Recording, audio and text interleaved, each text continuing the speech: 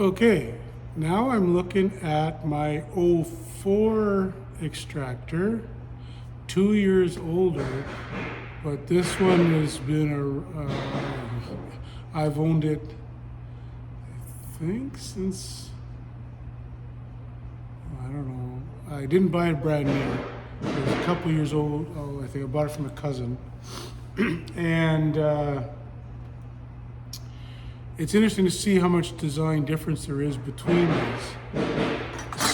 So, for instance, it's a little hard to tell, but this one has two belts. One that comes off of the motor to this belt, and then off of that same shaft, another small pulley to the large. So it's significantly more, compounded gear reduction. And then the same belt drive. The brake system is quite a bit flimsier. I've had quite a bit of trouble with this over the years. So I might try to, and you can see that the new brake system that I showed you in the last video, it was designed to keep everything kind of square. This brake, as it sits here, there's a pneumatic cylinder here, pushes this lever down, that pulls up here, and that applies tension to the brake underneath. And this thing is always wanting to go squirrely on me. So, whether I try to figure out how to adapt something similar to the other machine, I don't know. But right now, this is all accessible. Normally, this is all housed over with the conveyor going into the machine. So this is the time to do it. But if you have a machine of this vintage, to take the tension off the belt, there's a clamp here that allows or reduces the ability of this pivot. And so I loosen that first, and that should take the tension off this first belt. And I think that's 1/2 inch. 9/16. That would have been my next guess. Here we are.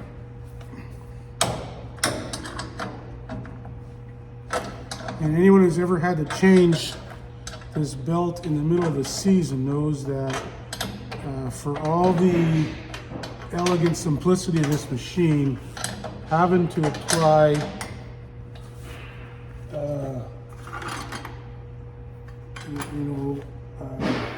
having to work with this thing when it's everything's sticky and you've suddenly thrown a belt in the middle of the season, that's not very fun. So I'm glad to see they've done some work to improve this. It should come loose now. And that takes the tension off of that belt. And that can fall away. A couple things wrong with this design is there's these cavities behind there, super hard to clean. It's not that intuitive to me, at least, anyway. Okay, now we can at least get at this.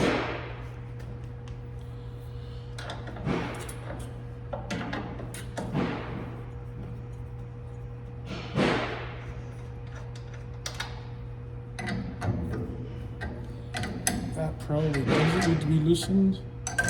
This one does.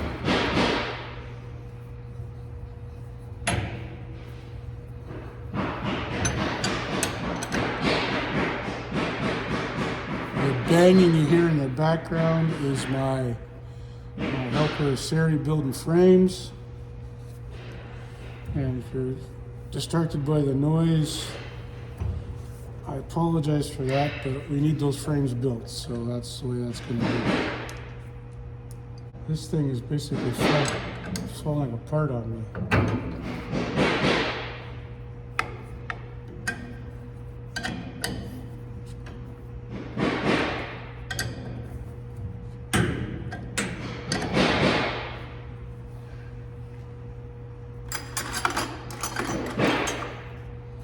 Send these 99/16.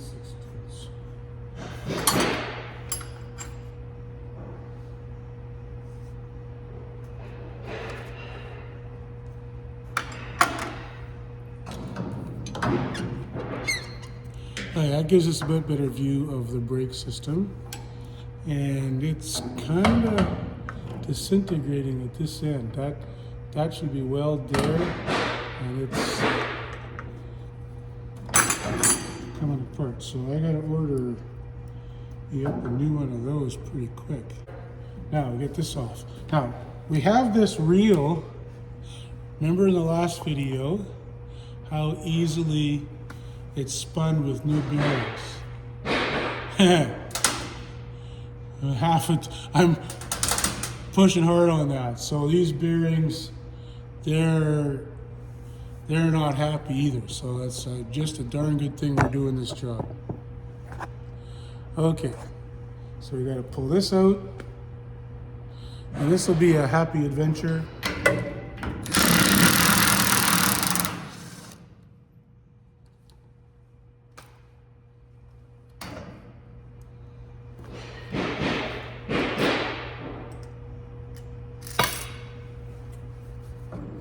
That comes off easy. It's actually pretty worn, and there's been water sitting in there. But it's not a weight or a load bearing. I'll get away with it for one more year probably. Fiber disc. And now this pulley. Okay, so sometimes you gotta just bring a little bit more force to the job than you can fingertips or a hammer will do for you. So to pull this unit off, I've got my bearing puller here. It basically kind of grabs it on, and then as I thread it in, and one thing that's unique to this job, you'll remember that there's a piece of threaded rod coming out of here that tightens the spring down on the pressure plate. So I've put a piece of socket over that to mount the end of the bearing puller on, so I don't damage those threads as I'm doing this job here. So now we'll start putting a little tension on here. And it should start to come.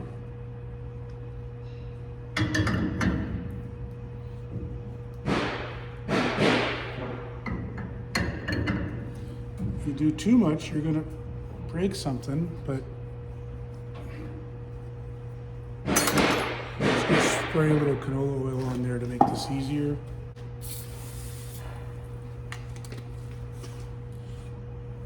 I think it's coming. Oh yeah, we got. So I can actually.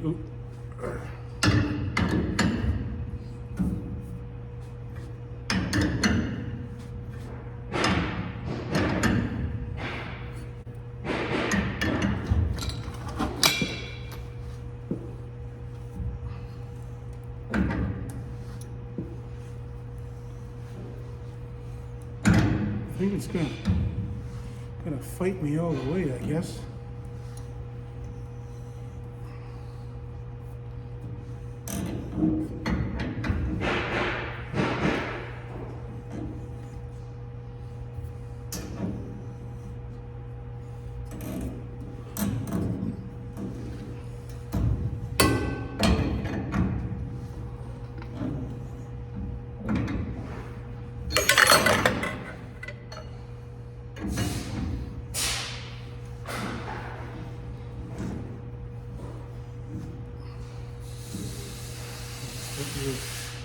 A little easier now.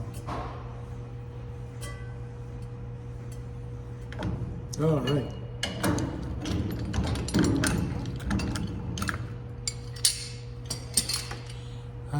That looks like that when it's all off the machine.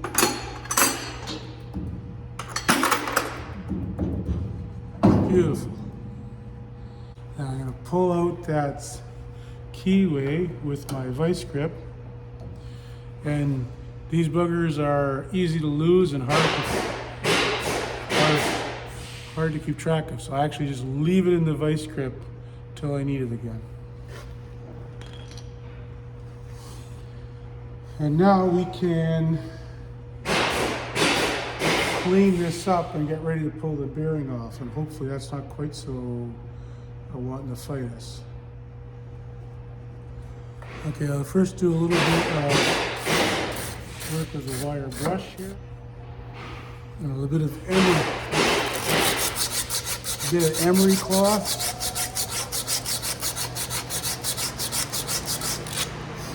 What you hear running right now, by the way, is my air compressor that you might have seen me install a few years ago. It's a scroll air compressor, so it doesn't thunder away like a piston-driven compressor. Yeah, I feel like I've got all the scoring off of that.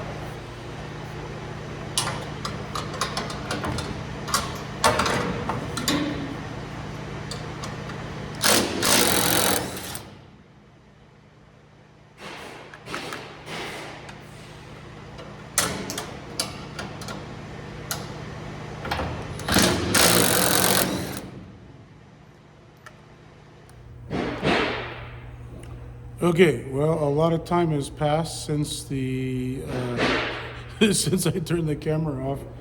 I think we're finally getting somewhere. So I had to, like, that bearing was just not coming off of there. So I had to take a couple steps. One is you break the bearing by pulling off the things that space the balls out. And that means that you can crowd them all together, and then you can get a wedge in there and then start getting the individual ball bearings out. And eventually, both the housing and the outer race of the bearing will come off. So now I got the inner race that I can actually get behind. And because I didn't have enough space between the wall, the extractor, and the bearing housing to get my puller in behind. So now I've got the puller mounted. This is a 2-leg pulley this time, and I've got my chain vice grip just to kind of make sure everything kind of holds together. And now we're going to turn this and hurt it. And I have had the torch on there to warm that up a bit, so hopefully that helps.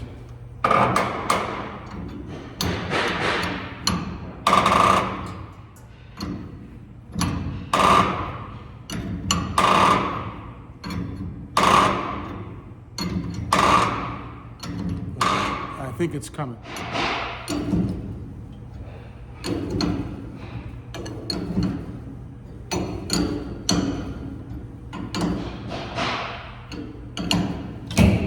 Anyway, you get the idea. So I'll get this all sorted out, put the new one on. Hang on. Okay, there's the inner race of the bearing. There's a couple of the balls. So those things are what roll around inside of there.